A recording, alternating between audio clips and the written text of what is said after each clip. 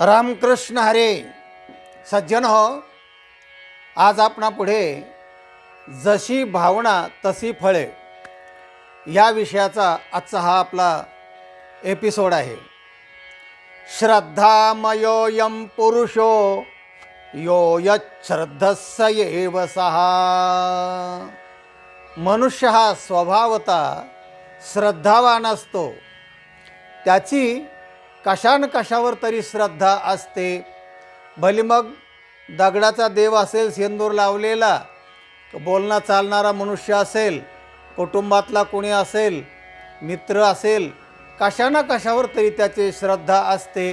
जर त्याची कशावरच श्रद्धा नसेल तर तो वैफल्यग्रस्त होऊ शकतो. किंवा दुसऱ्याची जर त्याच्यावर कोणाची श्रद्धा नसेल, त्याला जर असं वाटलं की आपल्यावर कोणाची श्रद्धा नाही, आपल्याला कोणी मानत नाही, तर तो वैफल्यग्रस्त होऊ शकतो आणि टोकाचं पाऊलसुद्धा उचलू शकतो.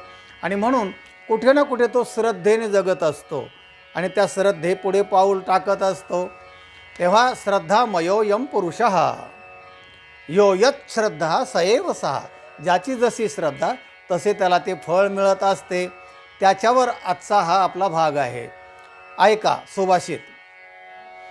मंत्रे तीर्थे द्विजे देवे दैवजे भेषजे गुरौ यादृशी भावना यस्य तादृशे सिद्धिर्भवति तादृशे. यादृशी भावना यस्य सिद्धिर्भवति तादृशी. सुभाषितकार असं म्हणतात की काहींची भावना मंत्रावर असते आणि मग मंत्राने काम होतं का, तो भाग होतो का नाही, तो संशोधनाचा भाग आहे. पण मंत्रावर भावना असल्यामुळे मंत्र म्हटलं की त्याच्या मनोबल वाढतं आणि त्याच्यामुळे काही टक्केवारी त्याच्या आनंदाची वाढते. मंत्रे तीर्थे, तीर्थावर ज्याची भावना आहे तसं त्याला फळ मिळतं. तीर्थात गेलं की आचमन करतो, आंघोळ करतो, त्याला असं वाटतं मी आता पवित्र झालो, त्याला आनंद, त्याचा मनोबलला आनंद वाढत जातो.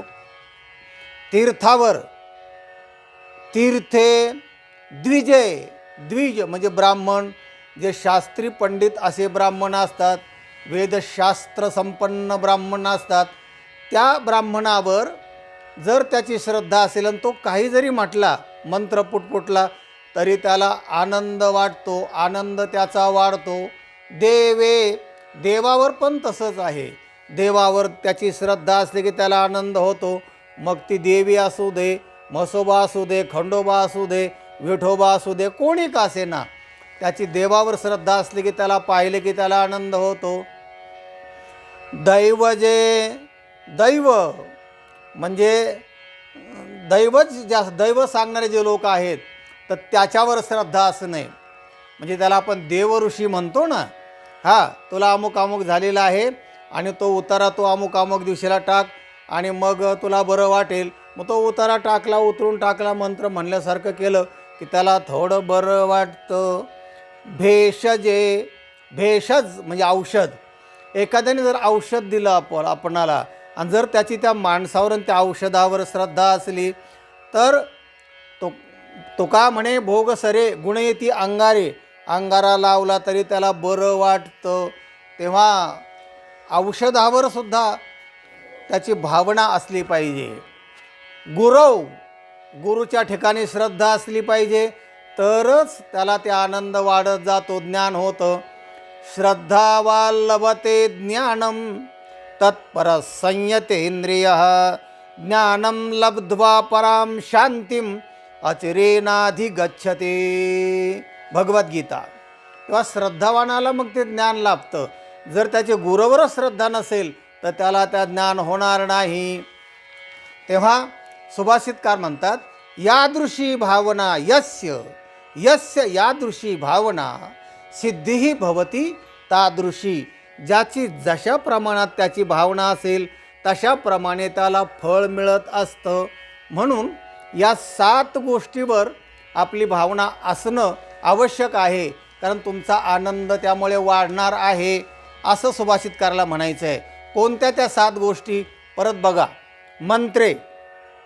मंत्रावर जर श्रद्धा असेल ना, समजा पायाला विंचू चावलाय. आता विंचू हा पायाला चावतो, एकदम डोक्याला चावत नाही, कारण मनुष्य पायाने चालतो. विंचू खाली सरपटणारा प्राणी आहे. तर तो पायाला विंचू चावल्यावर तो विंचू उतरणाऱ्या माणसाकडे जातो. पायाला खूप वेदना होत असतात. मग तो म्हणतो ठीक आहे जरा राख आणा. मग तो राख आणतो आणि तो मंत्र म्हणत असतो, असा पाय चोळीत असतो, असा खाली ओढतो. मर्दनम गुणवर्धनम असं म्हणतो आणि तो मंत्र म्हणत असतो. काळा विंचू कवडे पाय उतर इंचू पाताल को जाय, चलो मंत्र गुरु की शक्ती मेरी भक्ती छो करतो, पाया पडतो. असं 21 वेळा तो मंत्र म्हणतो आणि तो मर्दन करत असतो. त्या राखेने असं चोळीत असतो खाली. म्हणजे तंत्र जे आहे असं खाली चोळणं आणि मर्दन, त्याने काही फरक पडतो. कारण वेदना अशा वर जात असतात आणि तो खाली चोळून ते मंत्र म्हणत असतो. त्या मांत्रिकाची पण मंत्रावर श्रद्धा असते आणि हा तर तो मुद्दाम श्रद्धेनेच गेलेला असता की माझा विंचू उतरावा, मला लय वेदना होतात. आणि मग तो मंत्र म्हणून पाय आपटून नंतर त्याला ते आणि तंत्र आणि मंत्र दोन्हींचाही फरक होतो आणि मग त्याला जरा बरं वाटतं. पायापट कसं काय झालं, जरा बरं वाटतंय ना, हां जरा बरं वाटतंय म्हणले. वेदना कमी झाल्या म्हणतो, कमी झाल्या जरा. म्हणजे तंत्राने काही काम होतं, काही मंत्राने काम होतं. कारण मंत्र हा मनोबल वाढवित असतो आणि काही यंत्राने काम होतं. जसं यंत्र मोबाईल आहे, पण ते जर चालवता आलं नाही, तंत्र जर माहीत नसेल, तर त्या मोबाईलचा 15,000 रुपये मोबाईलचा काही उपयोग नाही. आणि मंत्र, आता आपण मंत्रावर सांगतो आहे की मंत्र हा सुद्धा काम करतो.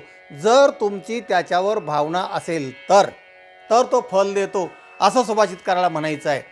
मंत्रे तीर्थावर जर तुमची भावना असेल तर तीर्थात गेल्यावर, तीर्थाचं तीर्थ घेतल्यावर, आंघोळ केल्यावर, प्रदक्षिणा केल्यावर, देवाचा नमस्कार केल्यावर मग तुम्हाला आनंद होतो. जर तुमचं भावनाच नसेल तीर्थावर, तीर्थी धोंडा पाणी देव रोकडा सजिने असं म्हटले, तर मग तुम्हाला तिथला आनंद होणार नाही.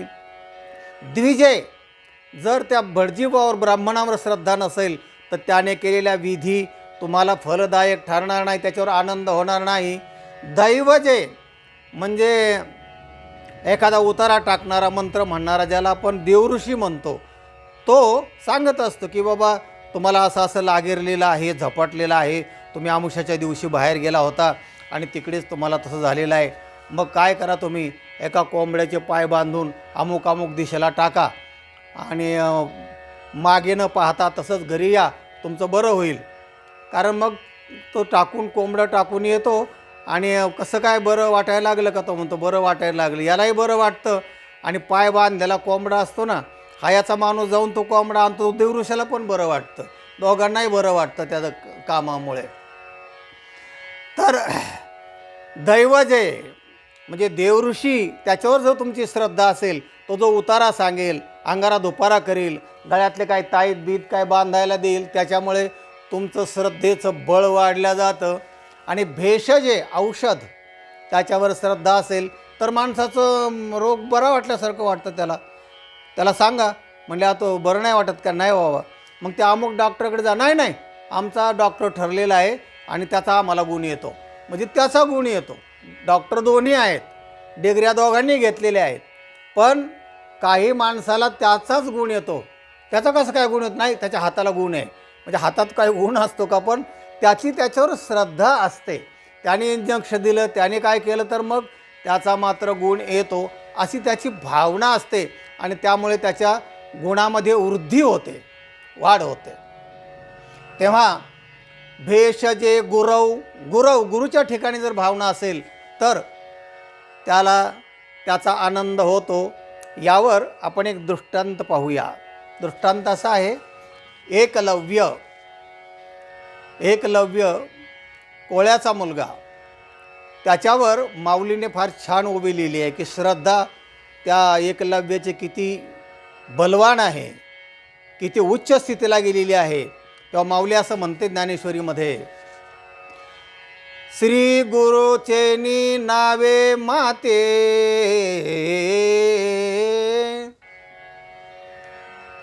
डोंगरी जयापासी होती, तेने कोळिये त्रिजगती एक वद केले. श्री गुरुचेनी नावे माती, डोंगरी जयापासी होती, तेने कोळिये त्रिजगती एक वद केली. अर्थ, तो एकलव्य मोठा कुशल होता, हुशार होता आणि द्रोणाचार्यांचं ते त्यांनी नाव ऐकलेलं होतं, म्हणून त्यालाही असं वाटलं की आपणही धनुर्विद्या शिकलं पाहिजे, धनुर्विद्येत पारंगत झालं पाहिजे. म्हणून तो त्या द्रोणाचार्याकडे गेला, साष्टांग दंडवत घातला. द्रोणाचार्य म्हटले, कोण तू? त्यांनी सांगितलं, मी अशा अशा प्रकारचा मला माझा एकलव्य नाव आहे आणि मी कोळ्याचा मुलगा आहे. कोळ्याचा मुलगा? अरे म्हणले, मग तुला विद्या नाही शिकवता येणार. तर तो म्हणला, हो जातीवर जाऊ नका, मला माझी इच्छा नाही म्हणाले.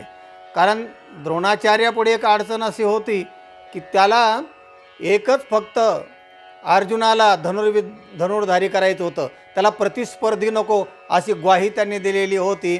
आणि पुन्हा जाती येतात त्यावेळेला पण होतीच. तो म्हणला, नाही, तुला विद्या शिकवण्याची परवानगी नाही आहे, कारण तो राजपुत्र नाही आहेस वगैरे. त्याला वाईट वाटलं.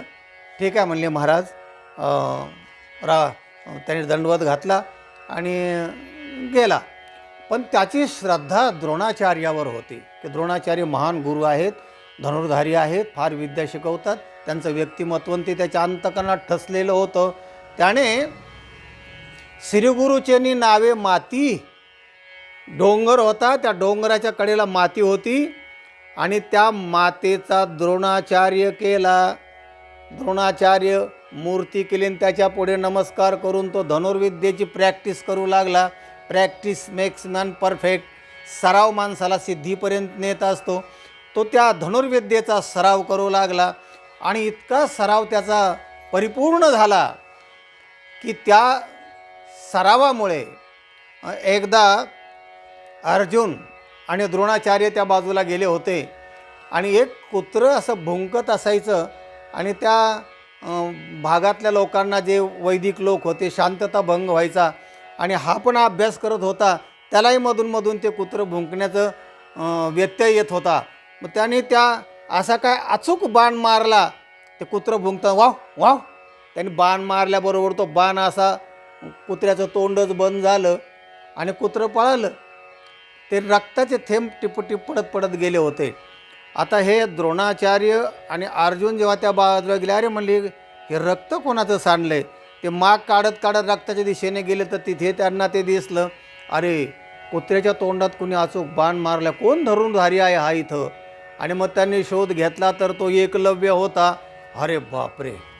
मग द्रोणाचार्य पण हादरले आणि अर्जुन म्हणला, इतकं कौशल्य धनुर्विद्येमध्ये आहे की जागेवर भुंकणं बंद केलं, कुत्र्याला जीव येणं मारता, केवढं कौशल्य आहे. मग द्रोणाचार्य होऊनच त्याला भेटले. म्हणले, का रे? म्हणले, हे धनुर्विद्या तू कोणाकडून शिकला? हे काय? म्हणले, महाराज आपणच आपल्या ह्याला नमस्कार करून मी अभ्यास करतो आहे या धनुर्विद्येचा. मग त्याला असं वाटलं, अरे हे अर्जुनाच्या पुढे जाईल हा माणूस. तेव्हा तो म्हणला, मग माझ्याकडून विद्या शिकला? म्हणला, हा तुमच्याकडूनच ही सगळी विद्या, तुमच्या कोपेच्या पायाच्या प्रसादाने शिकलोय. मग म्हणले, गुरुच्या विद्येची गुरुदक्षिणा द्यावी लागते. म्हणले, हो महाराज, सांगा ना काय देतो मी. तर त्याचा अंगठा मागवला, कारण अंगठ्याने असे प्रत्यंचा ओढावी लागते ना, हा अंगठ्याचं काम फार असतं याच्या धनुर्विद्येमध्ये. तर त्याने गुरुने मागितल्यानंतर अंगठा कापून गुरुला दिला. सांगायचा मुद्दा असा की एवढी श्रद्धा त्या एकलव्याची की नुसत्या त्या पुतळ्याकडून सुद्धा ज्ञान त्याला मिळालं, स्फूर्ती मिळत असायची त्याच्यामधून. प्रत्यक्ष द्रोणाचार्य नव्हते तिथे, पण तरीही तो पारंगत झाला. याचं कारण आहे श्रद्धा. श्रद्धावा लभते ज्ञानम, अशी ही श्रद्धा असते. आणि म्हणून श्रद्धा असली की ही सगळ्या गोष्टी घडतात. तेव्हा ज्ञानेश्वर माऊली एकदा कावळ्याशी बोलायला लागले. श्रद्धा कशी असते बघा. उड रे कावो, तुझे सोन्याने मडविन पावो, पाहुणे पंढरी रावो, घरा कै येते. कावळा सकाळी सकाळी बसल्या अंगणामध्ये आणि तो ओरडत होता. त्याला असं वाटलं की निरोप घेऊन आलाय काय नो हा पहिलं तो गे काऊ कोकत आहे, असं तो अभंग आहे बघा. आणि शकून गे माये सांगत आहे. माऊलीला असं वाटलं शकून सांगतोय आणि म्हणून त्या कावळ्याला म्हणतात, कावळ्या तो उडून जा आणि माझ्या पांडुरंगाला निरोप सांग. दही भाताचे उंडे काऊ लावीन तुझे तोंडी. दही भात तुला देईल मी खायला, पण मला शकून सांगितलास तू, माझा शकून पांडुरंगाला सांग. म्हणजे कावळ्याशी बोलू शकतो माणूस, दगडाशी बोलू शकतो. जे श्रद्धा ही अतिशय महत्त्वाची आहे, असा या व्हिडिओचा तात्पर्य अर्थ आहे. तेव्हा आपण हा व्हिडिओ इतरांना पाठवा, लाईक करा आणि सबस्क्राईब करा. रामकृष्ण हरी.